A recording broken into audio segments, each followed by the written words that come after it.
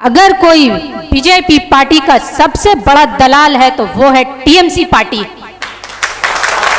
All India Majlis-e-Ittehadul Muslimeen, all India Majlis-e-Ittehadul Muslimeen, जनाब barrister Asaduddin Owaisi साहब, आप सब अपना अपना मोबाइल फोन निकालें और लाइव चलाएं ताकि मेरी आवाज श्रीमती ममता बनर्जी की कानों तक पहुंच जाए।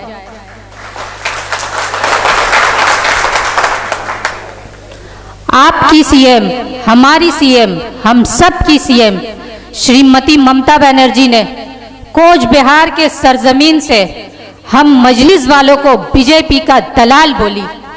मैं इस मंच से, मैं इस जगह से खड़ी होकर बोल रही हूं, अगर कोई बीजेपी पार्टी का सबसे बड़ा दलाल है तो वो है टीएमसी पार्टी।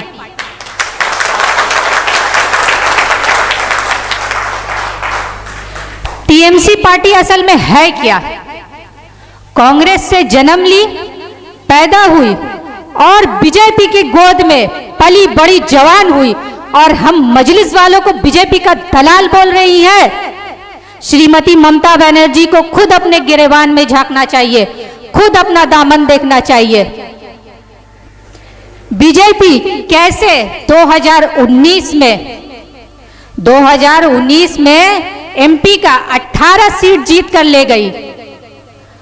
अगर टीएमसी पार्टी बीजेपी की दलाल नहीं होती तो क्यों टीएमसी पार्टी के बड़े बड़े नेता, चाहे वो मुकुल राय हो, चाहे शुभेंदु अधिकारी हो, जितने भी बनर्जी, चटर्जी, मुखर्जी है, सारे के सारे क्यों बीजेपी में शामिल हो गए?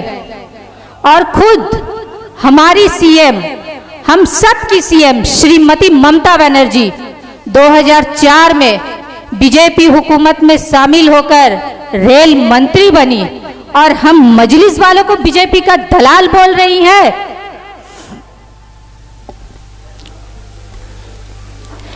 मैं आप सब भाइयों से गुजारिश करती हूं कि आप लाइव चलाएं ताकि मेरी आवाज श्रीमती ममता बनर्जी की कानों तक पहुंच जाए। श्रीमती ममता बनर्जी बीजेपी को हाथ पकड़ के बंगाल में लाने वाली हमारी दीदी, बीजेपी का हाथ पकड़ के लाने वाली हमारी दीदी, और हम मजलिस वालों को बीजेपी का दलाल बोल रही हैं। और अगर आप लोग थोड़ा पीछे चले जाएं, दमदम 3 नंबर वार्ड से बीजेपी का एमपी कैंडिडेट तोपन सिद्धार्थ जी को कौन लेकर दमदम के गली गली, बस्ती बस्ती, मोहल्ले मोहल्ले घूमा, प्रचार किया और जिताकर पार्लियामेंट भी भेजा। हम मजलिस वाले ना श्रीमती ममता बनर्जी, और हम मजलिस वालों को दलाल बोल रही हैं। श्रीमती ममता बनर्जी बोली, लोड़ले आमराई लोड़बो। जब लड़ने का टाइम था, जब लड़ने का समय था, जब लड़ने का वक्त था, पूरे पश्चिम बंगाल के मुसलमान टीएमसी के 34 एमपी की तरफ एक उम्मीद भरी निगाह से देख रहे थे जब पार्लियामेंट में ट्रिपल तलाक बिल पास हो रहा था। अगर टीएमसी के 34 एमपी उस वक्त उस बिल के खिलाफ वोटिंग की होती तो बिल वहीं पर गिर सकता था, रुक सकता था, झूल सकता था। लेकिन टीएमसी के 34 एमपी ने कुछ नहीं कहा, चुपचाप बैठे, तमाशा देखते रहे। और श्रीमती ममता बनर्जी हम मजलिस वालों को दलाल बोल रही हैं। थाक आर लोड़ते होबे ना, ए बार एमआईएम लोड़बे, ए बार मजलिस लोड़बे, ए बार आमरा लोड़बो। श्रीमती ममता बनर्जी कोलकाता के रोड पर रोड शो की, पथ यात्रा की और सारे जगह घूम घूम कर बोली, चाहे वो पाक सर्कस हो, खिदीरपुर हो, मौला अली हो, धर्मतल्ला हो, मटिया बुरुज हो, और सारे इलाके में घूमकर बोली कि पश्चिम बंगाल सीएए, एनआरसी, एनपीआर होते दीबो ना। अगर दीदी सच में सीएए, एनआरसी और एनपीआर के खिलाफ होती तो राइटर्स में बैठकर कोई कानून बनाती, सुप्रीम कोर्ट में सीएए, एनआरसी, एनपीआर के खिलाफ याचिका दायर करती हो। लेकिन दीदी ने ऐसा कुछ नहीं किया, सिर्फ पश्चिम बंगाल के लोगों को घूम घूम कर बेवकूफ बनाया, ठगा, चूना लगाया।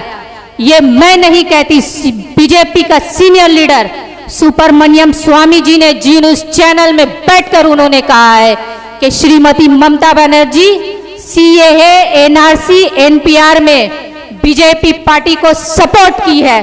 तो अब आप बोलिए, बीजेपी पार्टी का सबसे बड़ा दलाल कौन? हम मजलिस वाले ना टीएमसी पार्टी? तो सोचिए, ये मौजूदा सरकार आप लोगों को कैसे बेवकूफ बना रही है, ठग रही है, चूना लगा रही है। अब इस सरकार को आप लोगों को दिखा देना है इस असेंबली में, इस चुनाव में, इस इंतखाबात में, अपने मजलिस के जहां जहां से कैंडिडेट हमारे उठ है उसको ज्यादा से ज्यादा वोट देकर जिताना है और असेंबली राइटर्स भेजना है, ताकि वो आपके मसले मसाइल और आपके लिए हक के आवाज के लिए असेंबली में आवाज उठा सके, लड़ सके। आपके एरिया में जिस चीज की जरूरत हो उसको आपके एरिया तक, आपके इलाकों तक पहुंचा सके। मैं इसी छोटी सी बातों के साथ अपने बातों को खत्म करती हूं।